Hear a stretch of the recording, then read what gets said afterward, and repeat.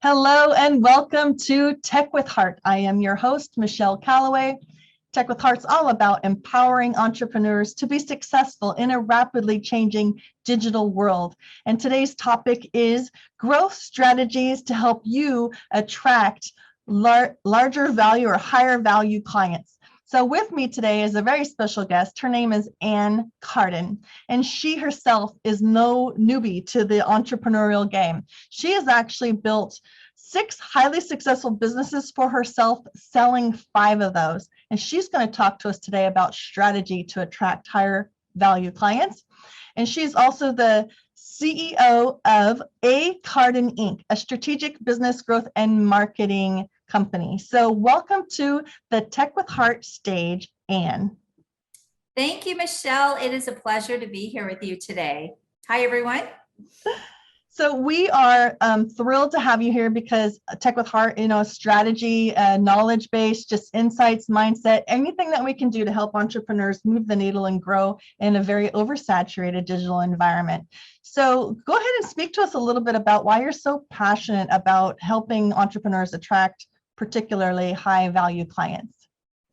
Well, I love this strategy because I have used it for over 30 years building businesses.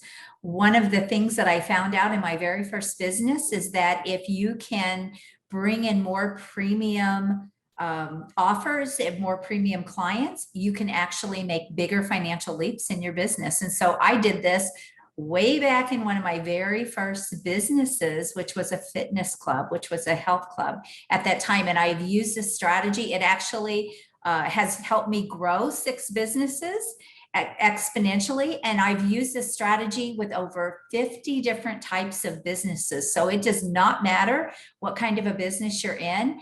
This can help you make bigger financial leaps in your business, and it's often more profitable. So I would say there are 2 ways to build a business. You could do it with volume, or you could do it with premium. And when you do it with premium, you're making more per customer or per client. And so that can just give you much more rapid growth. No, I love it. So a lot of small businesses, you're right, they're just struggling because either they have to go after clients every single month in order to, pay the bills, but then they have to do the work for those clients. And then that takes time away from them continuing to go after new clients. It's just like this ever-ending, cycle. So I'm really eager to hear what you have to say. So where does the small business owner start with this concept of the higher quality premium? Yeah, so the first thing is every business, if you've been in business for any length of time, or even if you're starting a business and you're building that business around something that you're really good at already, so it could be an expertise, a skill set, knowledge, whatever that is, you have the opportunity to really sell premium services. As long as you know what you're doing, you have the opportunity to sell premium services. And most people don't really understand. Even if they're selling a lot of low ticket things or they're building their business volume, they don't really think about, okay, can I offer something that's much higher that there is a client for or a customer for? And if I focus on that, then everything else can be a downsell. Most people do just the opposite in their business. They start low and then they try to ascend people high. I teach the very opposite. Start high. And then if people can't buy that premium service that you're selling, you have other options that you can move them into. So it's just a faster way to really build your business. But I would say, think about building even a $500,000 business. You could do that with $50,000 clients, or you could do that with $2,250 clients, which is going to be, more profitable, take less to manage, take less to run, take less time, energy, effort. And so it really is a strategy that anyone can use in their business to just create that high ticket premium offer I always say, if you don't have one, you can't sell it. So yeah, let's talk about that, because I mean, I love the concept. I'm sure others that are tuning in also love the concept, but now they're probably having all kinds of questions rise in their head where, how do they go about, per se, creating those high level packages if that's not something that it just automatically comes to them? Because sometimes it could be like maybe a packaging. It's about packaging of your services, perhaps. Yes, absolutely. So a lot of times, depending on the type of business, and again, we're talking to different types of businesses here, so this would vary a bit. But one of the things that people do is they maybe sell, if let's say they're in a service business like mine, where I'm selling my consulting and all of that. They a lot of times they're selling their services by the hour, or maybe if they're a marketing agency, they're selling by the hour. They're selling a la carte. They're selling daily. Maybe they're charging daily. People charge their clients all different kinds of ways. And the first thing to do would be package up your services into something that's results-based, outcome-based, where you are really helping somebody. Either you're delivering something in a package format and not a la carting everything, if this is making sense. So you can bundle things together. So a good example of this is working with a brand developer at one time, who did brand design and all of that. We created 3 different level packages, the highest package being around $100,000. And then the next one was 50,000. And then he had a startup package, 25,000. And so by doing that, you give people different options, but each package includes different things, and they're buying the whole package. And then, so once you bundle some things together and you kind of create that higher perceived value within that offer, I like to say, give it a name. That's a really important thing to do. A lot of people don't think about, if I want to see what I'm buying. I was just doing this with a client this morning where we were putting together a life coaching package for her, and she helps people with work-life balance. And so, we came up with a name for her program called Reclaim. That's going to be the name, because she's helping them reclaim time. She's helping them reclaim their life and reclaim satisfaction in their business. So when you put together your packages, give them a name. So they're very easy for people to say, oh, I want the gold. Oh, I want the silver. And it just makes it really easy. So that's the first step, is put together something that's premium, that has a high perceived value. And then what is that going to be worth to that client or customer? Does that make sense? It does. And then I also kind of want to just interject here. Like, let's just say I do a lot of marketing, I do a lot of web, right? And I do a lot of video, but I don't do the branding. But I know that people need the branding in order for us to do the web, to do the video, and to do the marketing. So would you ever recommend that a partnership would be a part of a package, like a partnership services that would ultimately lead one client to their ultimate goal, but you can't do all aspects of it, so you just throw it in as a partnership offering within the package? Absolutely. That is also one of the strategies that I teach people. I always say, and here's the other thing, you want to do it with something that complements your business. So one of the things people do is they decide to add another income stream, for example, and they'll do something that's very disconnected. And so it's almost like they're building all these separate businesses, versus taking their one core offer and now, how can I build this out to be more premium? So a good example of what you just said is, how can you add branding services to everything that you do? And now you can have a big premium offer that gives them maybe everything that they need. That would be the VIP or the I Want It All package, or whatever that is. And so that's a very, very powerful strategy to use with partnerships. And then you can even do a revenue share with that particular person. You're bringing them the client, so you could get a piece of that business. I have partnerships in my business where they will do a lot of things that my clients need. For example, write a book, or get them on syndicated podcast. So I have partnerships for that, and I don't do those services, but I have them for my clients, and I do have a revenue stream for those things as well. So yes, that could all be put into something higher level, more premium. And that's why I said there's so many ways you could do this. There's not a right or wrong, but just how can you put together a really premium offer? Perfect. Thanks for expanding upon that, because I know sometimes people feel a little bit limited as far as what they can bring to the table all by themselves. So you talked about perceived value. Can you, is that next, is how to help them identify it once they've created a package, they came up with a name, how to create that perceived value for those that are visiting their website to understand why they should invest 25 or 50 or $100,000? Yes. So the perceived value is a very, very big piece of this. People have to feel that they're buying something. First of all, it has to be something that your ideal clients really want and that they would invest in. And you do have to be targeting an ideal client that has the financial resources. So those are kind of the two things that you have to consider when you're putting together your premium services or your premium offers. You really do have to get this on point and dialed in so that you can't sell something to someone premium that is just not ever going to have the money or won't invest. Maybe they just would never even invest that kind of money. So you do want to make sure that you're selling to the right people. But when you put these offers together, you want to create the perceived value. Okay, what would it be worth to them to get this done? So a good example, and I'm just going to use my business as an example. If I were going to help someone add $1 million to their business in 12 months, what could that be worth, right? To say, oh, that would be $100,000 or even $50,000 doesn't seem out of line. So it's really, does it feel like a no-brainer to them? Now, there's some other pieces with this, the positioning, that's the marketing, and I can talk a little bit about that, but there are other things as well, but they have to see that the offer is worth what you are asking and that, it makes sense. So the pricing has to be congruent with the offer and the value. Being able to do business online is crucial for survival, especially during times of social distancing. So how do you survive and thrive in the sea of digital noise? It's a lot like fishing.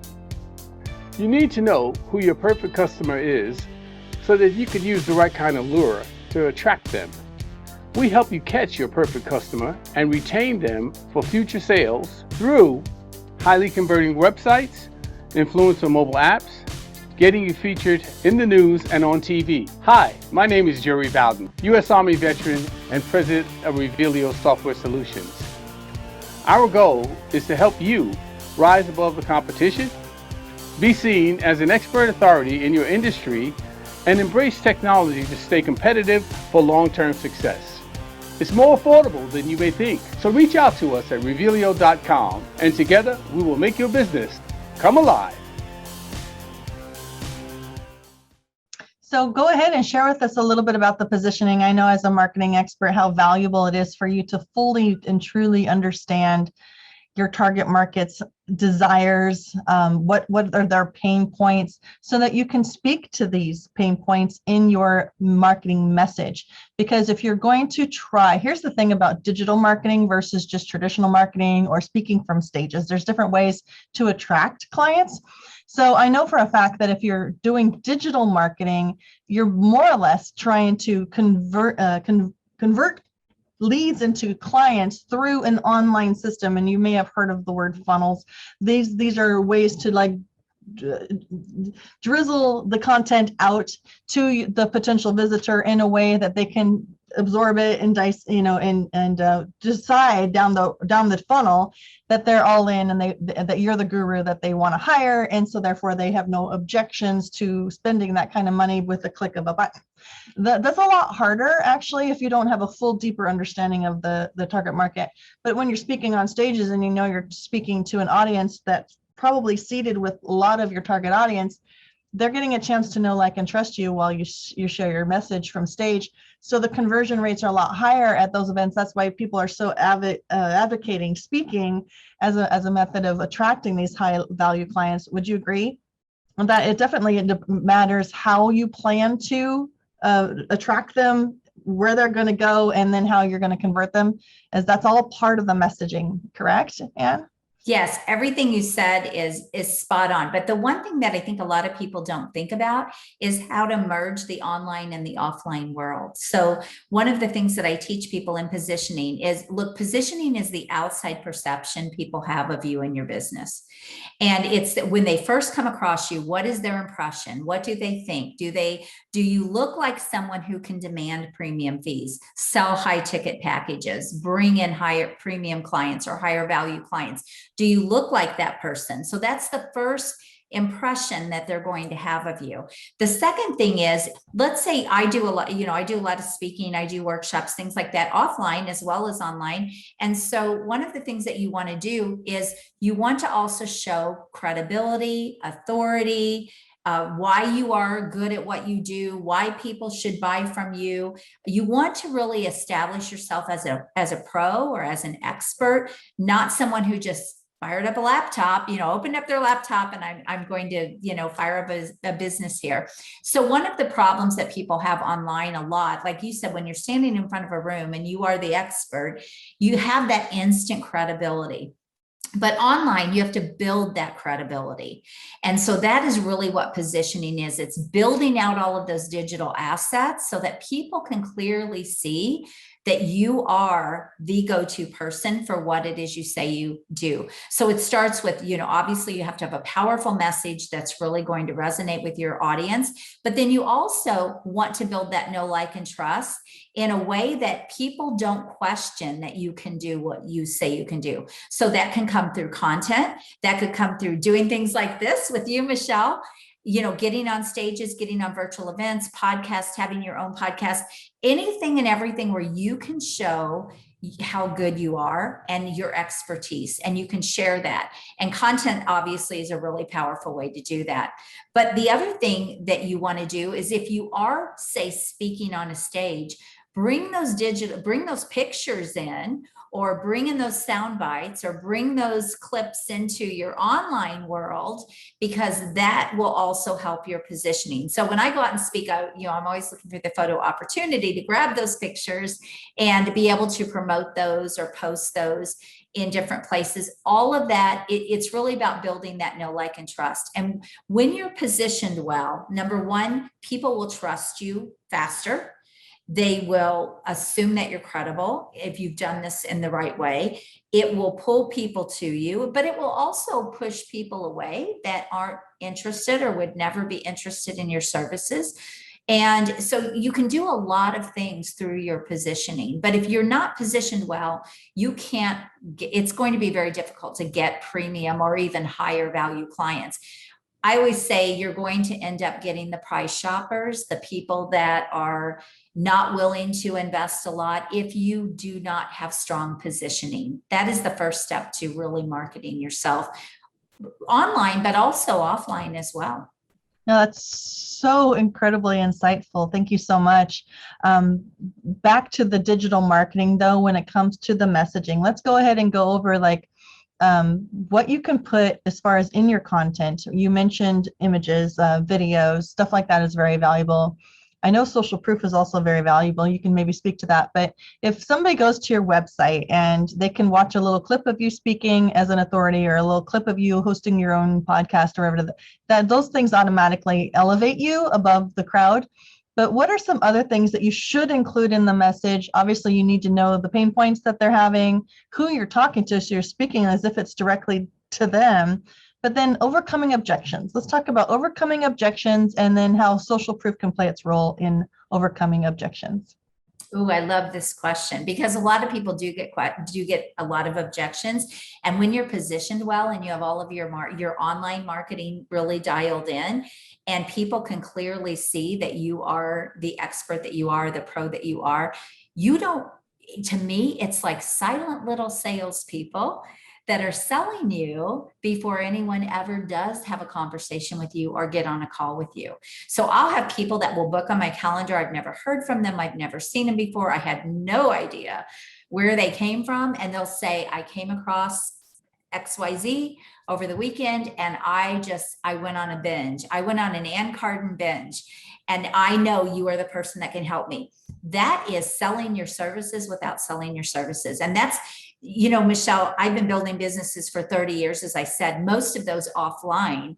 It wasn't until really just recent years that we've had the technology and everything that we have today to build a business. And I mean, this has been a game changer to be able to have all of the things that we have available, and most of them even free. I mean, things like Facebook Lives and LinkedIn profiles and Facebook profiles and YouTube channels, those are all free digital tools that you can use to elevate your brand and your business and really establish yourself as an authority and an expert. So if you're doing that well, back to your question, you don't really get the same objections as other people when you've done this in the right way. So again, yeah, it really does matter. Your message matters, because inside of your message, you should already know what some common objections are. So you address that in your content. Social proof is a great way. Social proof meaning testimonials or any star ratings that you can get people to give you will also boost your ability to convert without having to even get on the phone with them. And let's wrap this up. What is your last strategic move that you would recommend? What is one of maybe the most important ones when it comes to being fully effective with attracting higher value clients online? I love this question. So I think I would have to say you are individual, and what you offer can be individualized, and you can look special and specialized. And so the most important thing is, how are you going to stand out against everyone else in your market? You have got to create a position in your marketplace, and even with what you sell, even your offer, so that really you're not competing with anyone. You make your competition really irrelevant. I can partner with people that do the same thing I do, even because they're specialized in one area, I'm specialized in another area. And when you do that in the right way, you will be able to grow your business so much faster.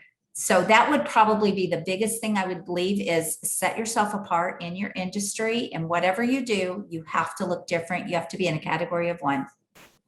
Absolutely. They call that the unique differentiator. And so, yes, why should people choose you over all of your competitors? Good one. That's a great one. So, Anne, so obviously, in my opinion, not everybody knows how to go about crafting these offers or the message, or how to uniquely set themselves apart, or what to even call their package, or what prices to start charging. So I do recommend that they work with a business strategist like yourself. How would people go about finding you and reaching out to you? Well, you can definitely find me on LinkedIn. You can find me on Facebook. I even do have a Facebook group where I talk about a lot of these things as well. But if you would like to book a strategy call, you're serious about getting some help in your business to do this, and you want to be able to get those more premium fees and those sell those more premium packages, then you can go to acarden.com and you can book a call with me, and we'll get on a call and see what that looks like for your business. And sometimes I can do that very, very fast with my clients, depending on what they have already in place, and we can do it in a few hours. And sometimes it might be a longer process. So it really just depends on how long or how much they really have in place, that we can work with. Perfect. And will they also be able to access your podcast from your website? It's called The Strategic Edge. Absolutely. You can go to strategicedgepodcast.com, and that's actually on my website. But it's on my coaching site. So just go to strategicedgepodcast.com and you can pull it up on whichever platform you choose. So I'm on several platforms. It's also on YouTube if you like video. And sometimes I interview people, and sometimes I'm just teaching and, giving value. So you'll get a wide variety of information and knowledge there. So thank you. Wonderful. So what is one phrase or a quote that you would like to leave impressioned upon people's minds as they step away from listening or watching this interview? I would say, I probably have a few, but the one thing I'm going to say is always be raising the bar for yourself. You are your greatest competition. That's really awesome. I really like that. I've never heard anybody say that. And it's so true. We really always need to be up leveling. All right. Well, thank you so much for joining us, Anne. And if you're listening or watching and you are an entrepreneur who really wants to start hanging out with other forward-thinking entrepreneurs that are heart-centered, that will help you embrace technologies and systems and strategies so that you can stay competitive and relevant for long-term success in a digital era. Then I invite you to go to techwithheartnetwork.com and join our community. We are very excited to have you. We have experts like Anne on board to be available to you if you need a little bit of guidance. Our whole community comes together so that we grow alongside one another, because as I mentioned, things are changing fast, especially in technology. And one of the things I hear from business owners a lot is that they're afraid of what they don't know. So immerse yourself in a community where we're going to continue to give you guidance and insights. But then also, if you are an expert and you have a heart to serve entrepreneurs and help them grow their business and move the needle, we need experts like you in our community to give that guidance and those insights. So please reach out to us again at techwithheartnetwork.com. Join our community. Elevate yourself as an influencer in our community by becoming a gold member, and get yourself interviewed on the Tech with Heart show, as well as being able to offer additional events to our community. We're very happy to have you. We all grow when we grow together. So we welcome you. Again, that's techwithheartnetwork.com. Thanks for tuning in. Here is to your success.